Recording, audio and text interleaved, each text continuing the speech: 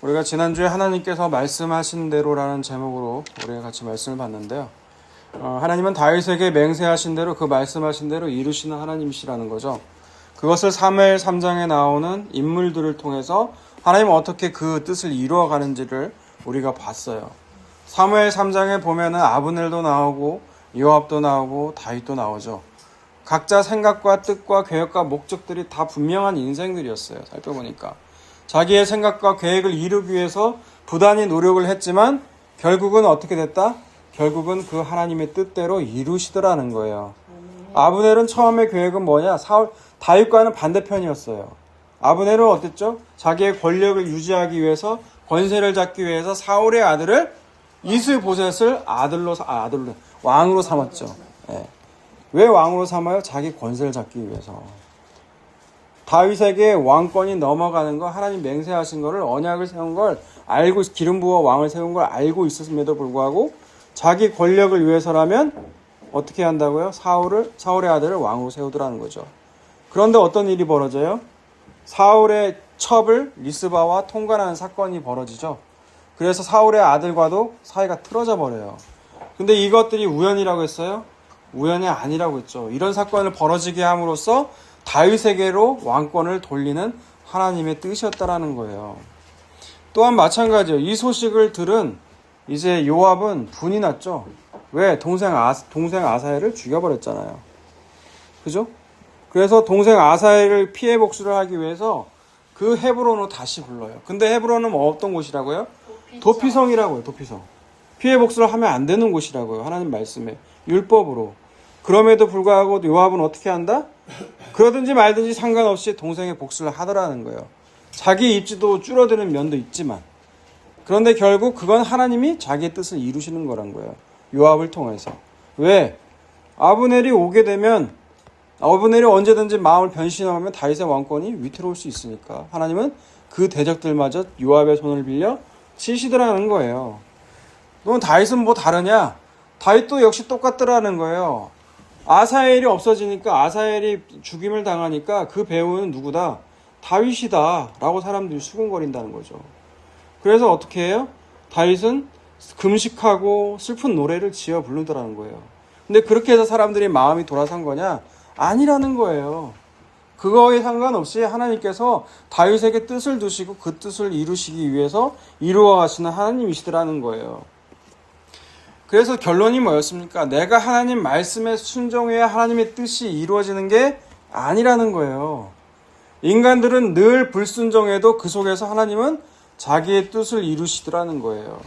그게 궁극적으로 드러나는 것이 예수 그리스도의 십자가라는 거였죠. 예. 죽은 나사로가 살아나니까 사람들은 왕으로 세우려는 움직임들이 벌어져요. 그런데 대제사장은 예수가 왕이 되고 밀란이라도 벌어지면 그동안 로마 압제하에, 로마 보호 아래 살아왔던 자신들의 땅과 민족들이 빼앗길 위험에 있으니까 차라리 한 사람을 죽여서 어떻게 하자? 온 민족을 살리자라고 말을 한다고요. 근데 성경은 그걸 뭐라고 그래요? 이건 대제사장이 생각해낸 생각이 아니라고 하잖아요. 하나님이 예수님을 통해서 흩어진 하나님의 자녀들을 불러 모아 하나가 되게 하시려고 그 뜻을 이루려 하심이라고 나오잖아요, 성경에. 그렇게 하나님은 자기의 뜻을 이루어 가시더라는 거죠. 자, 오늘 사무엘하 6장에 넘어오게 되면 다윗이 언약궤를 다윗성으로 가져가려고 그래요. 근데 처음은 실패하죠. 그리고 두 번째로 다시 언약궤를 다윗성 예루살렘으로 옮겨갔다는 거예요. 자, 그러면 오늘 본문을 보기 전에 언약궤란 대체 어떻게 생긴 것이고 그 언약궤가 오늘 본문 이전 상황에 놓이기까지 어떤 상황이었는지 먼저 보자는 거예요. 여러분, 먼저 언약궤가 언제 만들어졌나요? 언제 만들어졌죠? 네, 출애굽기에 나오죠. 출애굽기에 나와요. 오, 제법 잘 들어요. 네, 아주 좋아요. 이 동태 눈깔들은 지금 발 안 풀어요? 똑바로 앉으세요. 네. 어제 새벽에 딴지다 걸려가지고 그래요. 언약궤가 만들어진 건 시내산 앞이었어요, 정확하게. 모세는 언약의 중재자로서 하나님과 이스라엘 백성 간에 그 피를 뿌려서 언약을 맺죠. 그게 시내산 언약, 모세 언약이라고도 불리는 그게 시내산 언약이에요. 피를 뿌렸기 때문에 그 맹세를 지켜야만 돼요. 맹세를 지키지 않으면 일방 한 편이 지키지 않으면 어떻게 해야 돼요? 죽여야 되는 거예요. 네. 그런데 그 언약의 증서를 받기 위해서 모세가 40일 동안 시내산에 올라가죠. 거기에서 언약 증서인 두 돌판과 뭐 성막과 성막의 모든 기구들에 대한 설계도를 하나님으로부터 다 받죠. 근데 그 산 아래에서 뭔 일을 벌려요? 금송아지. 네, 금송아지를 만들어가지고 우상을 섬기더라는 거예요. 그리고 내려와서 딱 보니까 모세가 어떻게 해요? 원래대로 피의 언약대로 하면 어떻게 해야 돼요? 다 죽여야 되잖아요, 하나님이. 그래서 모세가 어떤 짓을 벌려요? 처음 갖고 간 두 돌판을 깨버리잖아요. 그리고 다시 가서 언약의 돌판을 다시 받아오죠. 예, 그거를 어디에 담았어요? 그걸 담은 상자를 언약궤라고 부르는 거예요. 언약궤. 그리고 나중에 광야 생활을 하면서 여기에 또 추가되는 것들이 있죠. 언약궤 안에. 예. 네, 아론의 쌍난 지팡이와 만나를 담은 돌 항아리. 그죠? 근데 이 세 가지가 다 증거하는 게 뭐예요? 하나님 말씀을 거역하고 배신하고 불순종했던 그 모든들의 증거가 뭐예요? 그게 언약궤 안에 들어있는 것들이에요. 그래서 언약궤를 법궤 혹은 증거궤라고 부르는 거예요. 그러니까 하나님 말씀에 늘 불순종하고 거역했던 존재가 바로 증거하는 게 바로 언약궤라는 거죠. 그래서 언약궤에 그 뚜껑을 덮어놔요. 그 뚜껑을 뭐라고 했어요? 언약궤 뚜껑을 속죄소라고 했죠. 죄가 용서받는 곳. 속죄소 뚜껑이 있어야 그 거역한 증거들이 덮여 있어야 되는 거예요. 그래서 거기를 씌운 자라고도 불렀다고요. 은혜를 베푸는 장소. 그리고 이 언약궤를 어디다 둬요? 지성소에 두죠. 지성소에 두고 1년에 한 번 대제사장이 가서 그 속죄소 뚜껑 위에 피를 뿌리죠. 몇 번 뿌려요? 7번 뿌리죠. 7번 뿌려요. 3번이 아니고. 그래서 온 이스라엘의 죄가 용서받는 날이 바로 대속죄일이잖아요. 이게 다 뭘 상징하는 거예요? 다 예수 그리스도를 상징하는 거예요. 예수님께서 흘리신 피로 말미암아 우리 죄가 덮어지는. 그리고 이렇게 언약궤가 만들어지고 나서 이스라엘은 이제 이동할 때마다 언약궤를 중심으로 따라서 그 구름 기둥이 머물면 그 안에서 진을 할 때 언약궤를 중심으로 다 머물러요. 이동할 때는요. 마찬가지예요. 언약궤가 먼저 떠나야 되는 거예요. 그리고 제사장들이 이제 가나안에 도착해서 이제 가나안 정복 전쟁을 앞두고 언약궤가 먼저 갈 때 어떻게 돼요? 언약궤가 먼저 갈 때 요단강을 딱 건너가니까 언약궤를 맨 제사장의 발이 닿자마자 어떤 일이 벌어져요? 어떤 일이 벌어져요? 요단강 물이 끊어지죠. 네, 끊어져요. 요단강 물이 끊어져요. 또한 가나안에 들어가는 첫선 여리고성을 정복할 때 어떻게 하라고 그래요? 언약궤를 맨 제사장이 앞장서라고 그래요. 예, 이 모든 게 언약궤로 인해서 하나님의 말씀으로 인해서 일어난 일들인 걸 보여주는 거죠. 그런데 여호수아 사사기를 거쳐서 이스라엘은 끊임없이 우상 숭배를 해요. 우상이 뭐라고 했어요? 하나님 외에 다른 것이에요? 네? 내가 하고 싶은 대로 하는 거예요? 네, 나를 위해 만든 게 우상이잖아요. 나를 위해 존재해야 되는 거. 그래서 하나님도 나를 위해 존재하면 그 하나님 어떤 하나님? 우상 하나님이라고 했잖아요. 나를 위해 있는 모든 것들이 다 우상이라고요. 그래서 이들은 엘리 제사장 때 블레셋과 전쟁이 벌어지죠. 근데 패배를 했단 말이에요. 그때 떠오르는 생각이 뭐예요? 우리가 우리 조상들이 언약궤를 메고 가면 무조건 이기더라. 그래서 언약궤를 메고 갔어요. 엘리의 두 아들놈이. 그래서 전쟁에 나가지면 어떻게 돼요? 블레셋에게 지죠. 언약궤도 이때 뺏겼어요. 그러니까 이들에게 언약궤는 어떤 의미였냐? 시내산에서 만든 금송아지처럼 하나님의 언약궤 역시 자신들을 위해 존재해야 되는 우상으로 여겼다라는 거예요. 언젠가 딸이 그런 얘기를 한 적이 있어요. 하나님은 안 계시다라는 거죠. 왜 안 계시냐? 자기 기도를 한 번도 안 들어줬대요. 여러분, 자기 기도를 다 들어주면 그게 뭐예요? 그게 우상이에요. 하나님이 여러분을 위해 존재하는 게 아니에요. 여러분이 하나님이 위해 존재하는 거예요. 네. 여러분, 이 땅에 있는 모든 만물들 물어보거든요. 유치원 어린애들한테 물어보면, 예전에 전도사로 있을 때 물어보면 다 자기를 위해서, 하나님 우리를 위해 만드셨대요. 성경 보세요. 성경에 뭐라고 나왔어요? 만물이 다 예수의 영광을 위해 지어졌고 만물이 예수를 위해 만들어졌다고 나와요. 전혀 아니에요, 여러분. 여러분을 위해 지어진 게 아니에요. 하나님의 아들밖에 없어요. 자, 그래서 어디까지 했어요? 네, 무상 얘기했죠? 그리고 반대에도 존재한다고. 그렇기 때문에 언약궤가 앞서에 가면 그 뒤에 하나님의 백성이 따라가는 모습으로 그려져 있다는 거죠. 그런데 하나님의 언약궤를 자기들을 위한 우상으로 여기니까 전쟁에서 지는 건 당연히고 빼앗겼다라는 거예요. 그럼 이렇게 이야기가 끝이 나냐? 끝이 나는 걸까요? 아니죠. 블레셋에게 언약궤 뺏긴 걸로 끝이 안 나요. 어떻게 이어지죠? 이스라엘의 모독받은 하나님을 이름을 위해서 하나님께서 일하기 시작하죠. 언약궤가 블레셋에 들어가니까 두 가지 일이 벌어져요. 어떤 일이 벌어지죠? 맞아요. 블레셋이 섬기는 다곤 신상이 무너져 버리죠. 또 하나는요? 네, 전염병이 벌어지죠. 전염병이 일어나죠. 전염병이 퍼지니까 언약궤가 가는 곳마다 전염병이 퍼지니까 이 사람들이 어떻게 생각해요? 아, 재수없다. 이렇게 생각하겠죠. 이렇게 생각하고 이 일이 대체 왜 벌어졌는지 생각을 하는 거예요. 그게 이제 사무엘상이에요. 사무엘상 6장 7절에서 9절 봐요. 그러므로 새 수레를 하나 만들고 멍에를 메어 보지 아니한 젖나는 소 2마리를 끌어다가 소의 수레를 메우고 그 송아지들은 떼어 집으로 돌려보내고 여호와의 궤를 가져다가 수레에 싣고 속건제로 드릴 금으로 만든 물건들은 상자에 담아 궤 곁에 두고 그것을 보내어 가게 하고 오고 있다가 만일 궤가 그 본 지역 길로 올라가서 벳세메스로 가면 이 큰 재앙은 그가 우리에게 내린 것이요 그렇지 아니하면 우리를 친 것이 그의 손이 아니요 우연히 당한 것인 줄 알리라 하니라. 네, 블레셋 사람들이 이렇게 생각을 한 거예요. 멍에를 매지 않은 암소 2마리에 수레를 메워요. 그리고 수레에 싣고 떠나게 만들죠. 그래서 이제 벳세메스가 이스라엘과 가까운 지역이거든요. 그러니까 이스라엘 지역으로 가면 이 저주는 누구로 인한 것이다? 여호와께로부터 난 것이다. 아니면 안 가면 이스라엘 쪽으로 안 가면 어쩌다 그냥 우연히 벌어진 일뿐이다라는 거예요. 어떻게 됐을까요? 12절 보세요.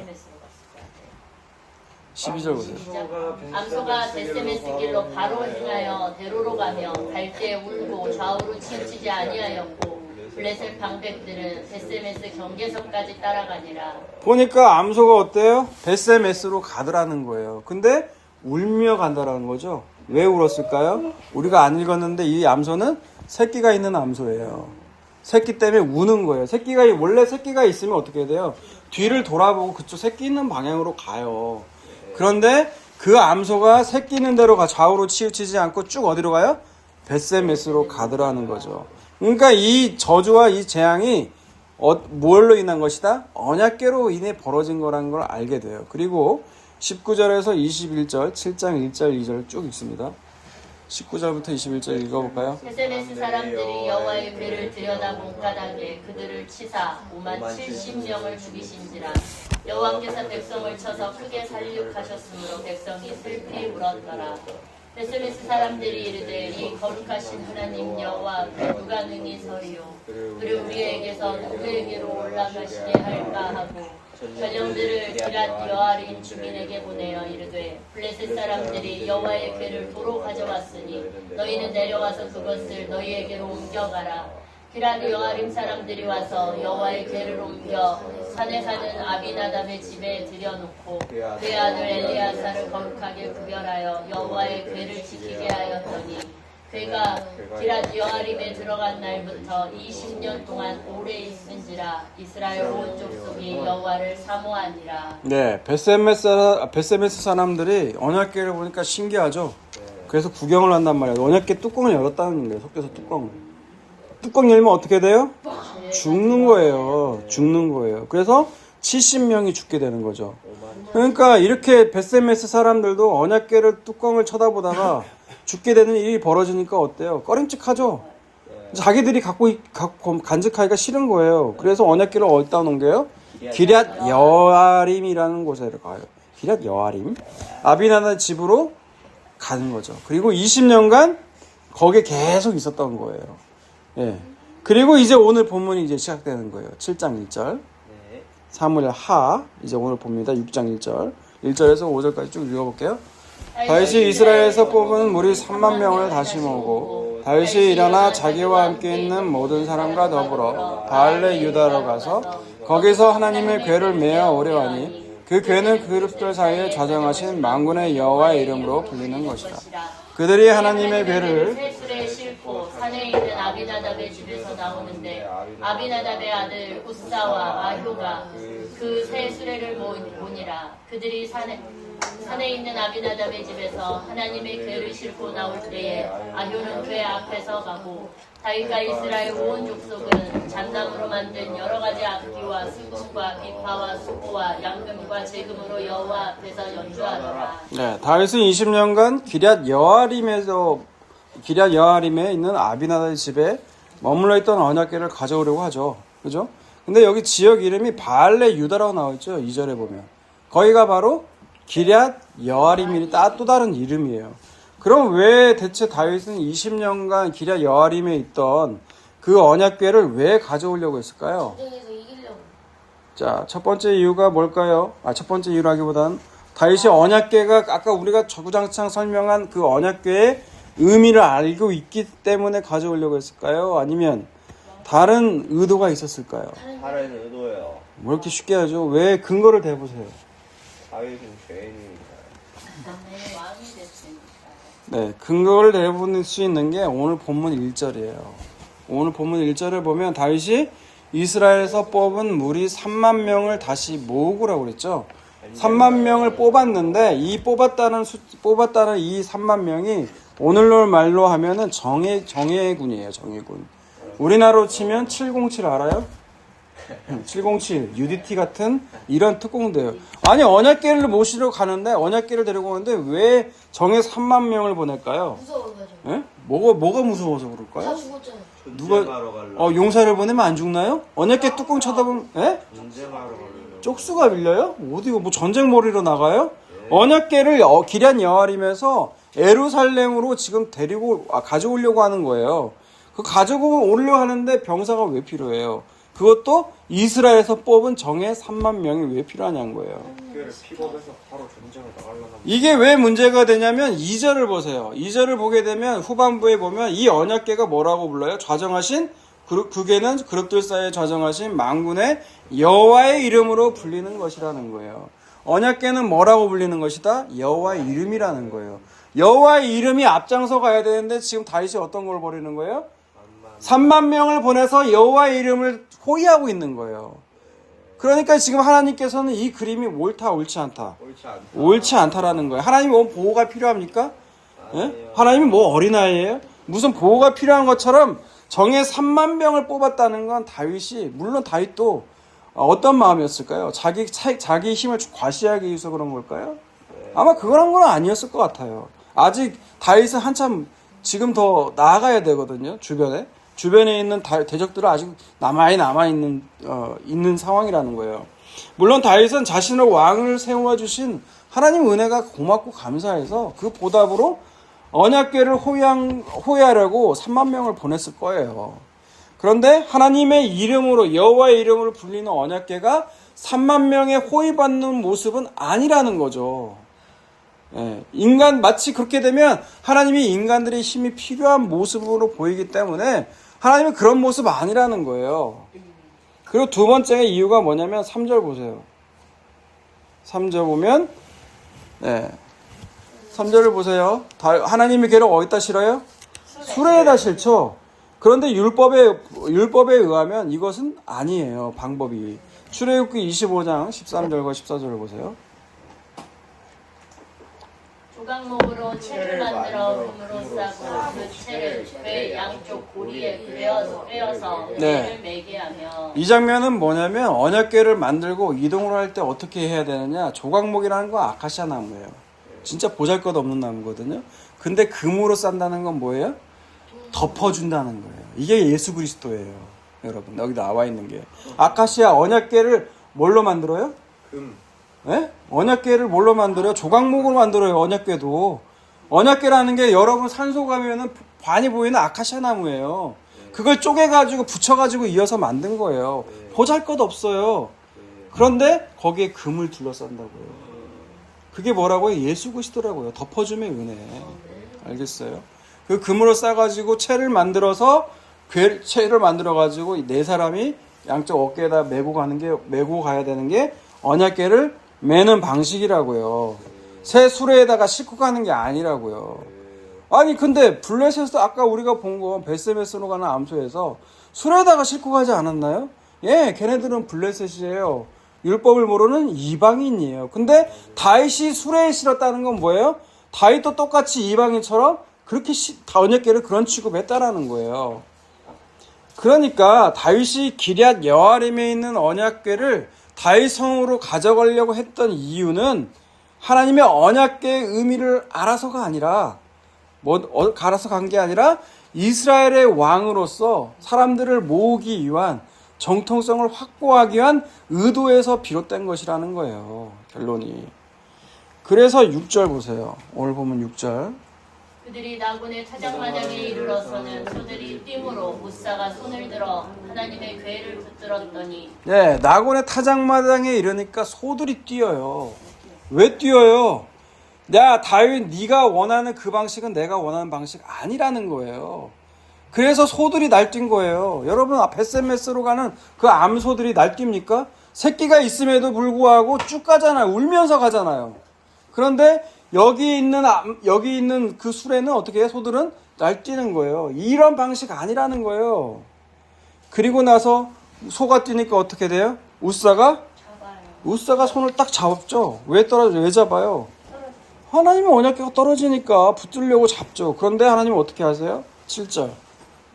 여호와 하나님의 우사가 잘못함으로 말미암아 진노하사 그를 그곳에서 치시니 그가 거기 하나님의 궤 곁에서 죽으니라. 어떻게 하신다고요? 하나님이 우사를 치시는데 왜 쳐요? 우사가 잘못했대요. 그럼 우사가 뭘 잘못했어요? 잡았어요. 잡은 게 왜 잘못일까요? 잡으면 안 되니까. 네? 잡으면 안 되니까. 여러분 우사는요 그냥 떨어져서 부러져질까봐 손으로 잡은 건데 이 안에 숨은 생각이 뭐냐면 우사의 집에 여호나답의 아들이잖아요. 그 집에 언약궤가 몇 년 있었다고 했어요. 아까 끝날 때 20년간 있었죠. 20년간 계속 본 거예요. 언약궤를 계속 있다 보니까 이 언약궤가 자기의 인생을 자기의 삶을 보호해주고 자기의 삶을 인도하는 그런 언약궤가 아니라 하나의 물건처럼 된 거예요. 내가 언약궤를 보호해야 된다는 생각이 든 거예요. 그래서 손으로 붙잡은 거죠. 이건 역시 하나님의 언약궤의 의미를 모르고 행하는 잘못된 일이라는 거예요. 사실 우사를 친 건 다윗에게 원래 다윗을 쳐야 되는데 하나님이 차마 다윗을 치지 못하죠. 왜? 하나님이 약속하셨으니까. 다윗을 왕으로 세워주기를. 그래서 우사를 친 거예요. 이에 다윗이 어떻게 합니까? 8절에서 10절. 여호와께서 우사를 치심으로 다윗이 분하여 그곳을 베레스 우사라 부르니 그 이름이 오늘까지 이르니라. 다윗이 그날의 여호와를 두려워하여 이르되 여호와의 궤가 어찌 내게로 오리요 하고 10절. 다윗이 여호와의 궤를 옮겨 다윗성 자기에게로 메어 가기를 즐겨하지 아니하고 가드 사람 오벳에돔의 집으로 메어 간지라. 자, 8절을 보게 되면 여호와께서 우사를 치심으로 다윗이 어떻게 했다고 그래요? 다윗이 분했대요. 분했다는 건 뭐예요? 분노했다는 거예요. 왜 다윗이 우사를 친 일로 분노했을까요? 우사를 아꼈는데 내가 우사를 아꼈어요? 성경에 우사를 아꼈다는 얘기 나와요? 네? 뭐요? 를 갚아야 되는데 네. 정통성을 정통성을 잃었어요? 왜 다윗이 분노해요? 사람이 죽었잖아요. 사람이 죽여서 분노해요? 자기 뜻대로 안 돼. 자, 다윗은 나름 하나님을 위해서 정예 3만 명을 호위해가지고 언약궤를 가져오려고 하죠. 근데 속마음은 그게 아니죠. 하나님을 위한 게 아니에요. 하나님이 우사를 치심으로 거절하니까 다윗이 어떤 마음이 생겨요? 분노가 생겨요. 쉽게 얘기해서 여러분이 하나님을 위해서 헌신, 충성, 봉사했다고 적어요. 예? 돈도 막 헌금도 드리고 교회 일도 열심히 하고 우리는 하지도 않지만 그죠? 봉사했는데 내게 좋은 일이라고 하나도 안 일어나요. 대학에 떨어지죠. 직장에 실패하죠. 그리고 뭐 질병에 걸리죠. 여러분 이런 일들이 생겨와요. 그럼 여러분 어떤 마음이 들어요? 분노가 나는 거예요. 이에 분노가 난 다윗은 어떻게 해요? 언약궤를 부셔요. 가드 사람 어디 이단데 그러다가 가드 사람 블레셋 사람 오베데돔에 보내버려요. 그러니까 가서 이 가드 사람이 죽든지 말든지 상관없다는 거죠. 이것 역시 다윗이 왜 언약궤를 가져가려고 했는지 그 속마음이 드러나는 장면이에요. 그런데 11절과 12절 보세요. 여호와의 궤가 가드 사람 오베데돔의 집에 석 달을 있었는데 여호와께서 오베데돔과 그의 온 집에 복을 주시니라. 어떤 사람이 다윗 왕에게 아뢰어 이르되 여호와께서 하나님의 궤로 말미암아 오베데돔의 집과 그의 모든 소유에 복을 주셨다 한지라. 다윗이 가서 하나님의 궤를 기쁨으로 메고 오베데돔의 집에서 다윗성으로 올라갈세. 네, 언약궤가 오베데돔의 집에 3개월간 있었대요. 근데 하나님께서 그 집에 복을 주셨다고 그러죠. 대체 3개월간에 어떤 복이었을까? 성경에 나와요, 안 나와요? 안 나와요. 그런데 지금까지 언약궤가 머무르면 어떻게 돼요? 재앙이 벌어졌죠. 블레셋에 대해서 정향이 벌어지고, 그죠? 근데 그 언약궤로 말하는 재앙이 아니라 복을 주셨다는 걸 누가 들어요? 다윗이 들어요. 그리고 언약궤를 다시 가져오는데 이전과는 같은 방식이 아니더라는 거예요. 13절과 15절 보세요. 여호와의 궤를 맨 사람들이 6걸음을 가매 다윗이 소와 살찐 송아지로 제사를 드리고 다윗이 여호와 앞에서 힘을 다하여 춤을 추는데 그때 다윗이 배에 옷을 입었더라. 다윗과 온 이스라엘 족속이 즐거이 환호하며 나팔을 불고 여호와의 궤를 메어오니라. 네, 이제는 방식이 달라지죠. 언약궤를 수레에다 싣고 와요? 메어. 아니죠. 이제 언약궤를 매요. 자신이 이제 호위에 가서 가는 게 아니라 3만 명도 빠지죠. 네. 예, 제사장이 입는 에봇을 다윗도 입어요. 그리고 레위인들이 언약궤를 메고 언약궤를 맨 사람들이 6걸음을 가자 다윗은 소와 살찐 송아지로 제사를 드려요. 그리고 온 족속들이 환호하며 기뻐하죠. 여러분 이렇게 다윗이 왜 기뻐할까요? 안 죽어서. 예? 안 죽어서 그래요? 나한테도 여러분 그럼 맨날 기뻐해야겠네요. 아직 안 죽었잖아요. 예? 이렇게 다윗이 기뻐하는 건 전에 자기 힘으로 언약궤를 호위에 갖고 오려고 할 때는 실패했죠. 그런데 이제 여호와 하나님께서 자기와 함께 해준다는 그 기쁨이 있는 거예요. 여러분 우리 신앙도 마찬가지거든요. 여러분 우리가 하나님을 위해 일을 하는 게 아니에요. 여러분 예를 들어서 우리 손녀리가 막내가 학교는 안 가고 학교를 간다고 말을 해놓고 그 앞에서 껌을 판다고 생각을 해보세요. 그리고 껌을 팔아가지고 온 돈으로 부모님에게 갖다 주면서 엄마 아버지가 힘들게 일하시는데 우리가 보탬이 되려고 그 돈을 갖고 왔다고 생각을 해봐요. 그럼 그 부모가 기뻐하면서 칭찬을 할까요? 예? 그랬어가 아니고, 예? 실제로 그랬다는 얘기가 아니고, 여러분이 만약 그런 일을 하면 어떤 부모가 기뻐할까요? 기뻐할까요? 안 기뻐한다고요. 하나님이 우리를 위해 주셔야 되는 거지. 우리가 하나님을 위해서 뭔가 해드리겠다는 그 생각은 여러분 기특해 보일지만 그거 아니라는 거예요. 그런데 다윗은 어떻게 해요? 자기가 하나님을 위해서 뭔가 할 수 있다고 생각했다라는 거예요. 그래서 정예병사를 뽑고 언약궤를 호위해 가려고 했다라는 거죠. 그래서 하나님은 이건 잘못됐다고 알려준 거예요. 그거를 알려준 게 누구예요? 알게 하기 위해서 우사를 치신 거예요.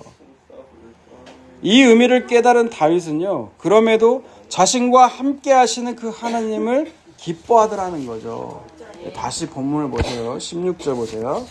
여호와의 궤가 다윗성으로 들어올 때에 사울의 딸 미갈이 창으로 내다보다가 다윗 왕이 여호와 앞에서 뛰놀며 춤추는 것을 보고 심중에 그를 업신 여기니라. 네, 16절을 보면 미갈이 하나님의 언약궤가 다윗성으로 딱 들어오는데 여호와 앞에서 뛰노는다가 춤을 춘다는 건 막 그냥 정신없이 춤췄다는 거예요.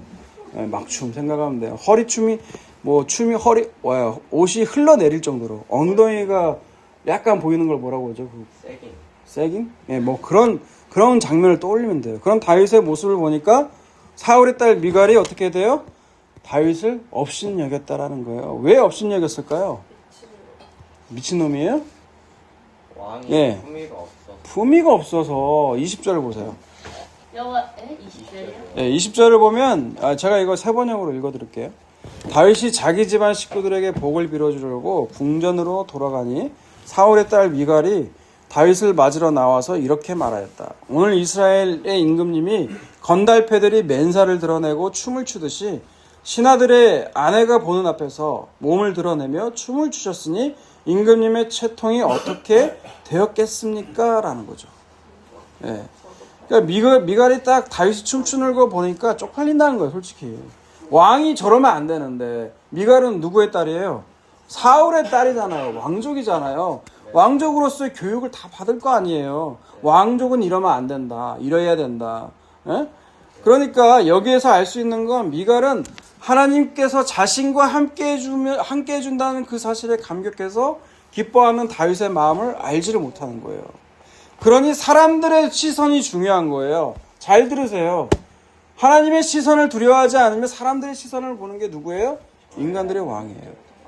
채통 없이 춤을 추는 다윗이 쪽팔린 거예요. 만약 다윗이 정예병사, 원래 3만 명의 호위를 언약궤가 딱 들어오는 다윗을 봤다면 미갈이 어땠을까요? 업신여길까요? 아니요. 안 업신여겼을 거예요. 자랑스러워했을걸요? 멋있게 보였을 거예요. 여러분, 그런 질문을 똑같이 이런 모습이 미갈에게만 있느냐는 거죠. 여러분, 만약에 제가 여기에서 목회하는 게 아니라 이 숫자가 아니라 수십만, 수만 명, 수천 명을 데리고 목회를 하고요. 이와는 비교되지 않을 정도로 어마어마한 규모의 크기의 그 예배당과 그리고 또 헌금 액수도 어마어마한 액수를 불러들이는 목회자라고 생각을 해보세요. 아멘. 그게 좋아요? 아니면 여기서 목회하는 게 좋아요? 여러분 눈에 어떤 게 좋아요? 네? 이게 좋아요. 솔직히 말하자고요. 솔직히. 예? 솔직히 말해봐요.